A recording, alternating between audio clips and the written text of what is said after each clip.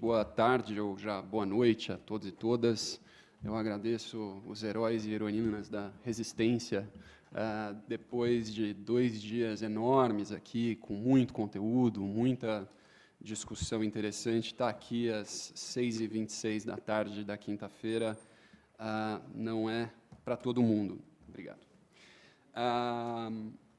Eu considero, como na fala de abertura, eu já adiantei, que momentos como esse são fundamentais e verdadeiros primeiros passos para que a gente atinja o objetivo que nos trouxe aqui, que é começar a implementar essa ideia de polícia democrática. É fundamental ter momentos como esse, onde na plateia, durante 2 dias, de maneira muito ativa, policiais, civis, militares, guardas civis, membros do Judiciário, Ministério Público Federal, Estado, enfim, acadêmicos, ONGs, como o Instituto Sou da Paz e outras, possam compartilhar ideias e começar a definir futuros. Isso faz com que a nossa democracia, de maneira geral, se engrandeça, né? Antes também de começar, e não querendo me alongar muito, porque eu já vejo que vou cortar muitas partes da minha fala, até porque ser o último a falar tem vantagens e desvantagens, e uma das desvantagens é cometer o erro da repetição, e eu acho que a essa altura do campeonato o que a gente menos precisa é essa repetição, mas tem a vantagem também de conseguir fazer um panorama e caminhar um pouco do que foi dito, e caminhar um pouco também para completar em alguns aspectos que acabaram não sendo tocados. Eu confesso que logo que eu vi o tema da minha apresentação, inovações necessárias para garantir uma polícia democrática, de fato me pareceu que a expectativa criada era que o Instituto Sou da Paz, e a gente agradece muito a confiança da capacidade de trazer essas inovações, mas me pareceu um desafio enorme no sentido de trazer soluções para 2 dias de discussões que deixaram claro a dificuldade do tema. Eu, de antemão, já digo que vou frustrar algumas dessas expectativas, não querendo causar uma debandada geral, já que eu confesso que não vou trazer tantas inovações assim, mas, de certo, tenho alguns pontos a colocar que são fundamentais para, de fato, a gente caminhar com os assuntos, não só a definição, mas a implementação também de uma polícia democrática. Eu tenho aqui um pouco o roteiro do que eu vou falar. Como eu disse, o risco é grande de ser ou pretensioso, ingênuo ou até mesmo repetitivo, mas eu acho importante que, a essa altura do debate, a gente considere alguns direcionamentos. A ideia não é repetir, como eu disse, o que já foi falado nos 2 dias de seminário, mas, de fato, enfatizar, do lugar que eu represento, que é uma organização da sociedade civil, alguns avanços possíveis, alguns incrementos que podem ser colocados de maneira rápida e implementadas nas polícias que temos hoje. Temos aqui, eu vou passar vários slides muito rápidos, porque são, na verdade, reforços, né, e eu me junto ao coro da fala brilhante hoje, puxada pelo Dr. Marlon, sobre conceitos de polícia democrática, elementos que compõem não só o conceito, mas a prática. Então, eu trago aqui algumas coisas de forma repetida, né? Nesse sentido, é fundamental que as instituições policiais, para que exista uma polícia democrática, acompanhem a evolução da organização estatal. O Brasil, num esforço nos últimos 30 anos na sua revolução democrática, como foi apontado aqui em várias vezes, não trouxe as polícias para essa discussão, né? As aspas um pouco apressadas que eu coloquei aqui saíram de uma das mesas do dia de ontem, né? A Constituição Federal não chegou para as instituições de segurança pública. Ora, isso é bastante grave, né? Trazer as polícias para o texto legal máximo do nosso país e que rege todas as organizações precisa ser tarefa imediata de todos nós. E quando eu digo todos nós, é porque a minha fala é bastante ceivada do papel da sociedade civil e da sociedade em geral, porque não se valendo só da sociedade civil organizada, e hoje no almoço eu discutia com um policial, nós chamamos sociedade civil. A sociedade é um todo. Se existe uma sociedade civil, é porque se pressupõe uma sociedade militar. E é esse tipo de discurso, e através até da narrativa, que a gente tem que mudar esses conceitos.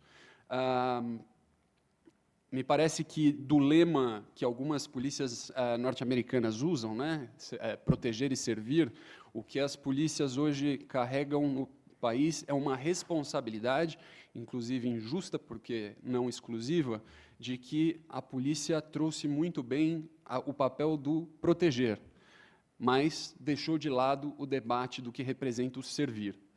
A polícia, nesse sentido, precisa também ser encarada como serviço público. Um pouco na discussão que, no debate feito com o Renato aqui, ele trouxe como muito mais o aspecto, deixar o aspecto militar ou os regramentos próprios das polícias e trazer esse debate para o debate do direito administrativo, trazer o debate das polícias para esse outro lado tão necessário. E por que tudo isso? Porque a análise das políticas públicas e as atividades de polícia compõem esse rol, querendo as organizações policiais ou não, envolvem muito mais do que o mero monitoramento burocrático de gastos ou análise de funções. É fundamental buscar o impacto das atividades dos agentes estatais com o objetivo de gerar subsídios para o aprimoramento das decisões dos governos e dos gestores, como qualquer outra política pública, como as políticas de educação, de saúde, de assistência social, que, de certa maneira, salvas as críticas, passaram por esse processo. Em uma sociedade democrática, que supõe o controle social dos serviços públicos, a opinião pública torna-se de fato, um elemento importante do processo de avaliação. Pesquisas de opinião sobre a atuação policial são relevantes na medida em que podem ser utilizadas como proxies de desempenho das polícias e da qualidade da interação com as comunidades, coisa que hoje, nós bem sabemos, está longe de ser uma realidade.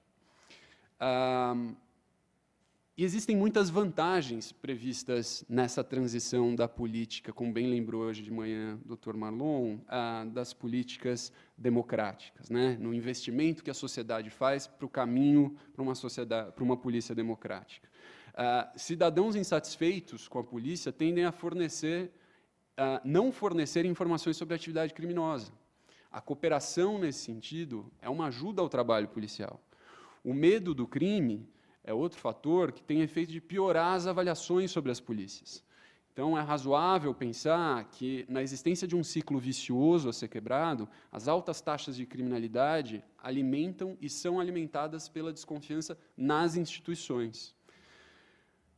As polícias também precisam lidar com a avaliação da população, pois são compostas, ao fim e ao cabo, por servidores públicos. E é esse reconhecimento que, obrigatoriamente, precisa passar essa discussão.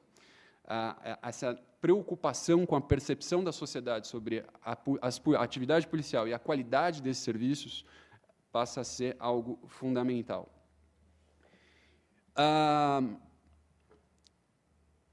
Mas, afinal, há um problema com as polícias, quase que numa discussão de relacionamento pessoal aqui, a gente faz essa reflexão quase que psicanalítica, reconhecer o problema, isso já foi falado aqui, reconhecer o problema passa a ser fundamental. E eu trouxe aqui alguns dados que eu gostaria de passar rapidamente, porque são amplamente divulgados por pesquisas feitas, pesquisas de opinião e pesquisas feitas recentemente pelo Fórum Brasileiro de Segurança Pública, que apontam uma situação da relação da sociedade com as polícias absolutamente alarmante. Então, a gente tem aqui a questão da legitimidade da polícia medida pela opinião pública, medo versus confiança, onde o traçado vermelho significa mais medo do que confiança e o azul mais confiança do que medo na polícia militar. Esse é um levantamento do Datafolha de outubro de 2015. A gente vê que o traçado vermelho está bem acima do azul, demonstrando em alguns momentos, da série histórica de 95 a 2001, a gente fica em torno aí da faixa dos 60%. É muita coisa. Para um serviço público, claramente, ele não está sendo exercido a contento. Aqui a mesma coisa com a Polícia Civil. Então, não é só uma questão da Polícia Militar, que normalmente tem mais contato com a população em geral, a Polícia Civil também acaba sofrendo com essa mesma avaliação ruim. Aqui a comparação de medo da população, se é que esse pode ser um indicador adequado, mas eu acho que ele diz muito e traz riqueza ao debate, da relação de medo da polícia versus o medo dos bandidos. A gente teve um momento ali em 97 que os dados quase que se juntam, né? E, enfim, e seguem de maneira mais ou menos uniforme no decorrer dos anos. Isso é um testemunho muito ruim para as atividades policiais. E aí, de maneira muito interessante, eu gostaria de passar rápido por isso também, porque a mensagem de inovação acho que acaba sendo mais importante. Essa pesquisa feita pelo Fórum Brasileiro de Segurança Pública no ano passado, junto com o Datafolha, sobre a questão do medo que as pessoas têm de ser vítima de violência por parte das polícias. Então, aqui a gente não está dialogando com a letalidade policial, etc., que é o fato consumado, colocado em estatísticas brilhantemente também expostas aqui. Aqui é a sensação de insegurança gerada pelas corporações. 62% das pessoas dizem que, sim, tem medo de sofrer violência, é muita coisa. E, de novo, a Polícia Civil não fica atrás. Enfim, quando as pessoas dizem, 67% das vezes, que gostariam que as polícias fossem menos agressivas, né, que é a questão da interpretação negativa da pergunta feita, isso mostra também um retrato interessante de como é a percepção das pessoas sobre a atividade policial. Enfim, trouxe esses dados para mostrar que, de fato, temos um problema. Então, não é simplesmente uma questão retórica ou uma vontade do Ministério Público ou do Instituto Sou da Paz, ou, enfim, é um dado que precisa ser trabalhado e precisa ser trabalhado urgentemente.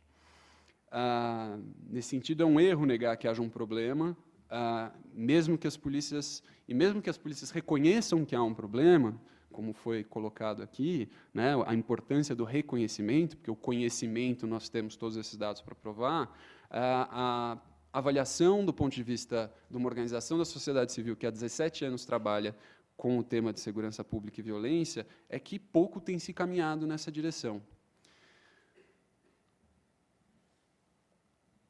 Bom, a discussão sobre como essa questão vem se encaminhando é o que eu chamo aqui de medição de sucesso das atividades policiais através da régua quebrada, que é a eterna disputa de narrativas na medição de sucesso do trabalho das polícias. Por que régua quebrada? Porque existem duas narrativas, se não três.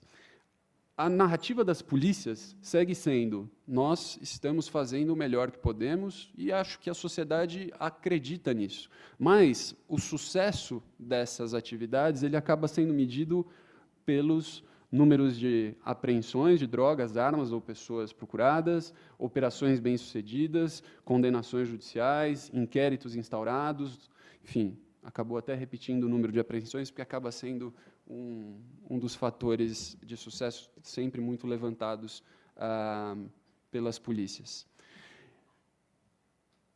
Tudo isso aqui se resume numa narrativa de mostrar serviço.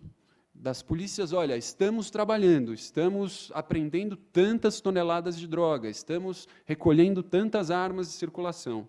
Essa narrativa de mostrar serviço não me parece que seja a melhor solução para avaliar esse trabalho das polícias. Do outro lado também, que é a segunda narrativa da régua quebrada, é a medição que a mídia e parte da sociedade acabam adotando também, né? A questão, existe ou não um abuso e respeito aos direitos humanos? O índice de confiança da população na polícia é outro fator que mede resultados, será? A solução de casos midiáticos, né? A imprensa adora dar um caso solucionado ou cobrar para que esses casos que ganham mais atenção da mídia sejam mostrados.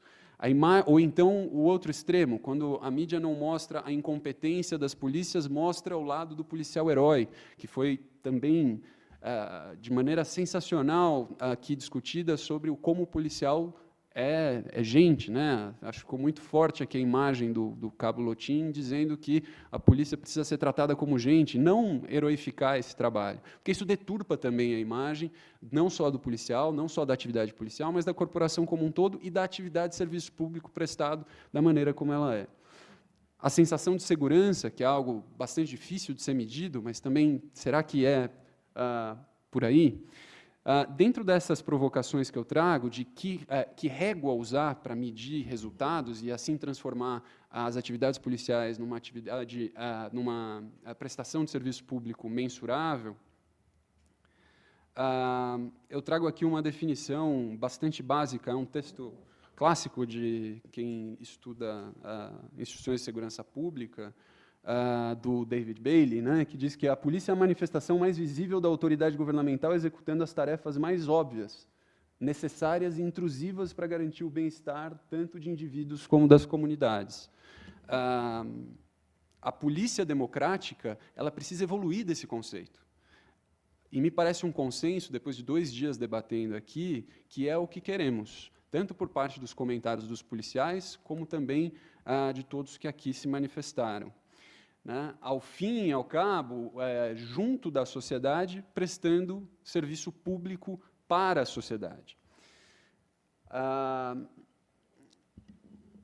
E aqui, já caminhando para a questão das inovações, e aí eu vou me aprofundar em temas um pouco mais específicos, se ainda a gente tiver plateia para seguir até um pouco mais tarde. Aqui, apesar de apontar alguns caminhos, né, eu não vou me atrever de chamá-los de inovações. Longe de ser uma questão de falsa modéstia ou não querer trazer soluções para o problema, é um reconhecimento de que quase nada do que eu apresento aqui, ou nada, é novo. Né? São fórmulas, muitas vezes testadas em outras sociedades, em outras polícias, e que precisam, no Brasil, ao menos ter uma chance na aproximação do modelo de policiamento que nós temos para um modelo mais democrático. E aqui é esse pedaço que eu chamo de inovações ou velhas reformas conhecidas. Né? Há diversos fatores que podem contribuir para a construção de uma polícia democrática e serem parâmetros para a sua medição. Atentem-se que eu volto muito para a questão da medição, trazendo a atividade policial como serviço público. Né? A gente tem uso da força e a avaliação, o monitoramento da gradação do uso da força nas atividades policiais, o uso intensivo de informação, e só recapitulando um segundo, muitos desses quesitos foram levantados aqui e trazidos durante o debate. É por isso que eu não me coloco como a grande solução para todos os problemas. A avaliação do uso da força é um deles. A gente reconhece, como sociedade civil, como a sociedade em geral, que a polícia só é polícia porque tem legitimidade outorgada pela sociedade para usar a força e restringir liberdades. Mas a maneira como ela utiliza essa prerrogativa diz muito sobre o seu caráter democrático.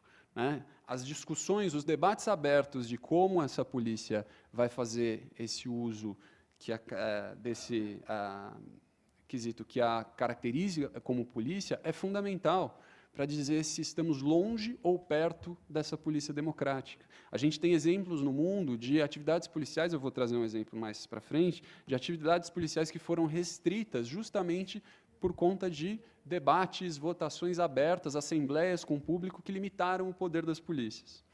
O uso intensivo da informação, bastante debatido também aqui. Né? Em uma década, acho que o Estado de São Paulo acabou conseguindo não só reverter uma tendência do aumento de homicídios, o que deve ser amplamente comemorado, mas também promover uma queda duradoura da taxa observada no Estado.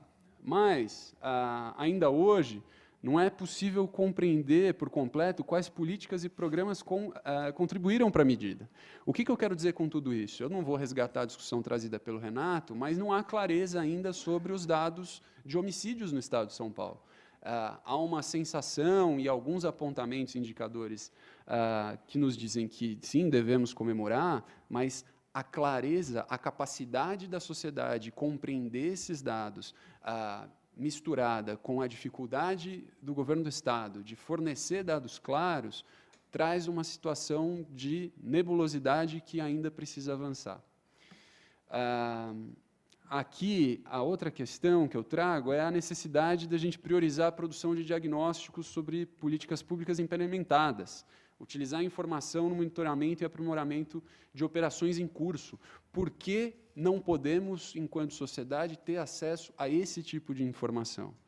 Por que pedidos são reiteradamente negados, desde o cidadão comum interessado até o pesquisador, ou uma organização da sociedade civil como o Instituto Sou da Paz, que se presta a fazer essa tradução, e aí o espaço para o nosso merchandising, de 3 em 3 meses o Sou da Paz solta um boletim justamente analisando os indicadores criminais, público, o site do Sou da Paz, muitas pessoas recebem pelo mailing, o Sou da Paz analisa, mas ainda é muito difícil avançar com clareza na gestão de informação ou na capacidade de ter essa transparência da maneira como seria desejada.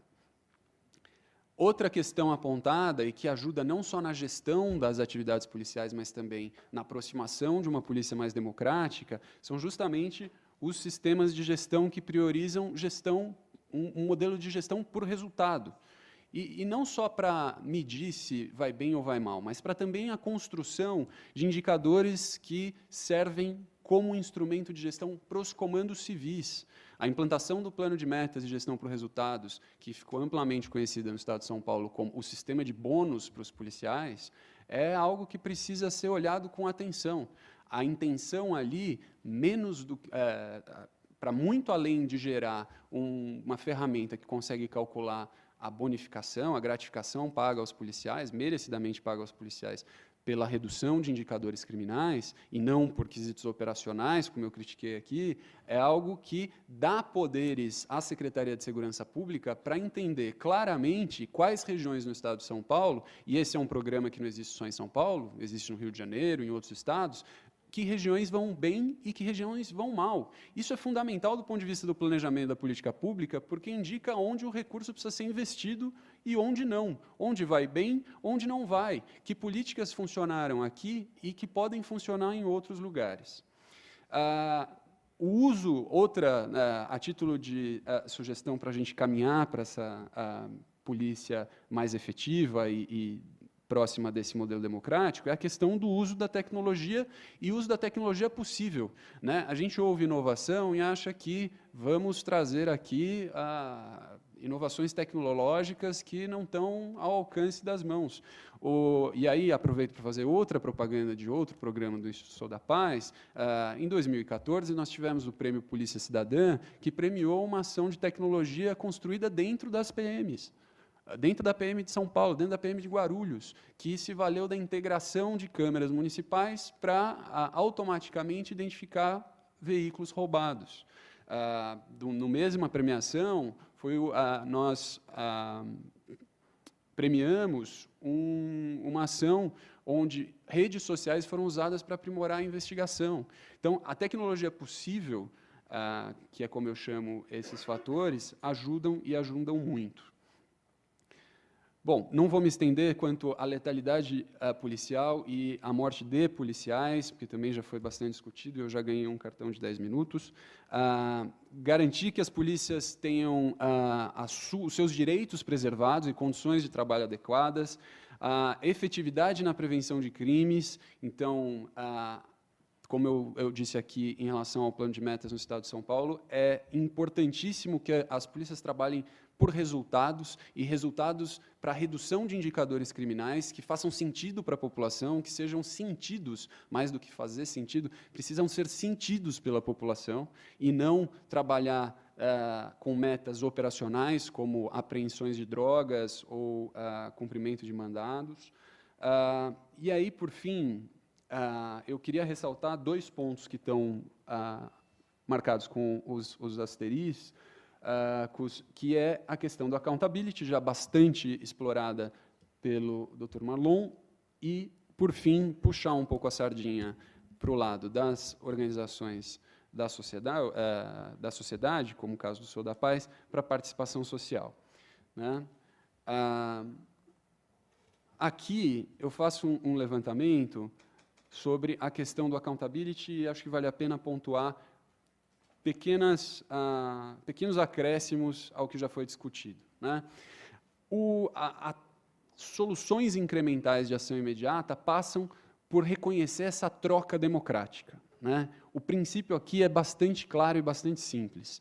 Do mesmo modo que os cidadãos voluntariamente entregam para a polícia o seu consentimento para a aplicação do monopólio da força, a fim de garantir o controle social e a manutenção das suas liberdades políticas e econômicas, os serviços prestados pela polícia democrática têm a obrigação de ter seus poderes checados e controlados pela sociedade por meio da prestação de contas e processos transparentes. É só assim que medidas eficientes para garantir a integridade e a atuação adequada das pessoas que compõem as forças policiais devem ser desenvolvidas. Como mecanismo de supervisão, obviamente, também já discutido a questão dos mecanismos de supervisão e controle interno, externo, corregedorias, o papel do Ministério Público, né? Acho que vale ressaltar um outro mecanismo ainda a ser desenvolvido e que aproxima o modelo atual do modelo de polícia democrática, né? A gente precisa ter maior participação. A supervisão da atividade policial, os mecanismos de supervisão da atividade policial precisam estar ao alcance da sociedade. Desde o comportamento de um indivíduo da corporação, ou o policial A ou B individualizado, precisa sim ser supervisionado, até as estratégias maiores, critérios de promoção, inclusive orçamento.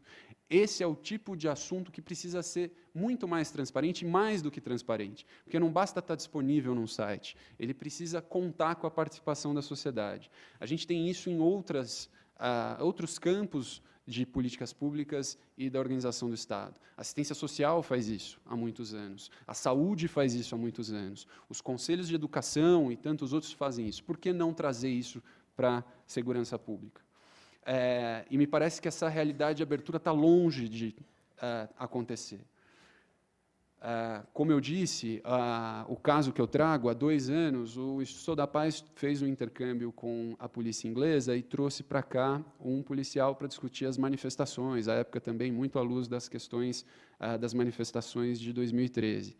E ele nos contou, e contou para todos os policiais que estavam presentes, de que o uso de armamento não letal ou menos letal acabou, de alguma maneira, sendo restringido em Londres, justamente porque assembleias enfim, conselhos, etc., fizeram essa discussão e a população decidiu que não era digno que manifestações, por mais que pudessem fugir do controle, pudessem ser contidas com esse tipo de armamento. E não me parece que não há uma vontade das polícias inglesas de usar esse tipo de instrumento, mas essa vontade acabou sendo contida por uma vontade da sociedade que promove essa polícia. Então, é uma discussão interessante para trazer para cá também. Eu vou passar também alguns outros pontos. Bom, outra questão a ser debatida, que me parece fundamental, é a do equilíbrio entre a supervisão interna e externa, né? O controle externo da atividade policial, seja ele institucional e formal, como no caso da participação do Ministério Público e da Ouvidoria, deve ser complementado por rígidos mecanismos internos, justamente pelas vantagens estruturais e familiaridade com que o ambiente policial proporciona às corregedorias. Mas, mais uma vez, eu reforço que alguns processos precisam ser divididos com a sociedade na construção da transparência e da prestação de contas da atividade policial. Não só para fortalecer a confiança da sociedade nas polícias, mas também fazer com que as atividades de investigação interna ganhem legitimidade dentro da sociedade. Lembrando que a confiança nas polícias pode ser facilmente destruída. É algo bastante frágil, por casos de abuso, má conduta e, especialmente, quando a sociedade não vê consequência desses atos para além da impunidade. Sugestões, já me colocando nesse papel inglório de trazer algumas sugestões para os problemas aqui, parcerias entre polícia e sociedade civil na melhor comunicação desse tipo de situação. Uso intensivo da imprensa para informação sobre a atividade policial. E não só aquela imprensa que vai noticiar o policial herói ou o policial incompetente, mas na notícia de procedimentos, na explicação de funções e estratégias policiais. Alta, intensa disseminação de relatórios policiais. Muitos desses relatórios, dos quais organizações como o Sou da Paz têm acesso, porque nós temos o interesse de buscar, precisam ser disseminados. A criação de fóruns para discussão aberta sobre procedimentos, estratégias e casos de interesse público, que é exatamente o que nós estamos fazendo aqui. Complementando com outra atividade recente do Sou da Paz, nós temos uma parceria com a Polícia Militar do Estado de São Paulo para discutir abordagem policial. E não só do ponto de vista da abordagem feita... E o meu tempo esgotou, que beleza. Prometo ser rápido, mais 5 minutos. Não só do ponto de vista da abordagem feita e como essa abordagem é tensa para o policial que faz, mas também para a sociedade que a recebe. É esse tipo de informação que precisa ser melhor disseminada. O cidadão precisa saber o que ele pode e o que ele não pode fazer numa abordagem. Como policial, também tem que saber as limitações desse trabalho policial. Nesse sentido, eu tenho mais algumas questões para falar, mas respeitando a discussão, e eu tenho bastante informações e críticas da parte que nós já caminhamos para a Polícia Democrática, que é toda uma parte que diz respeito a conselhos de segurança, os consegues, essa atividade que vem desde os anos 70, e a gente acho que pode, no debate, trazer mais informações. Eu queria terminar dizendo um pouco sobre como essa atividade incremental imediata ela pode se dar com uma mudança de mentalidade. Eu trago aqui um trecho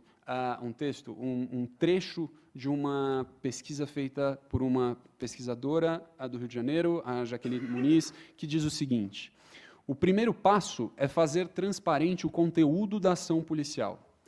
É dizer, tornar públicos quais são os procedimentos policiais legais e legítimos. Ainda uma vez, sabermos todos o que é que os policiais, no cumprimento do seu dever, podem esperar e demandar de cada um de nós, e o que nós podemos esperar e demandar da nossa polícia. Para alguns, esse passo pode parecer óbvio, até desnecessário.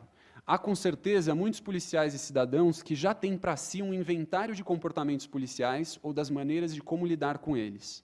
São acervos construídos pelo estudo ou em encontros felizes ou infelizes entre policiais e cidadãos. Mas esse saber não é compartilhado, não está disponível para todos. A falta de transparência dos procedimentos policiais gera suspeita e desconfiança de parte a parte. Muitas vezes por desconhecimento de coisas que são óbvias para um dos lados, mas não para o outro. Abre-se, com isso, a porta para todo tipo de acidentes e incidentes entre policiais e cidadãos. Como resultado, a polícia tende a evitar o cidadão a polícia, um fugindo do outro porque nenhum dos dois sabe o que esperar ou tem segurança sobre o que fazer. Vê-se aqui um tipo de cumplicidade às avessas. É mais prudente para o policial chegar depois de um fato ocorrido, como é mais prudente para o cidadão só chamar a polícia depois de que tudo o mais já foi tentado. Esse estado de coisas vai minando a confiança pública na polícia, que é o requisito indispensável para o provimento da segurança pública democrática. E essa é a receita para o abandono da polícia pela sociedade. Me parece que todos os esforços aqui seguem justamente para o caminho contrário. Chegando às minhas conclusões, depois de passar todas as minhas sugestões de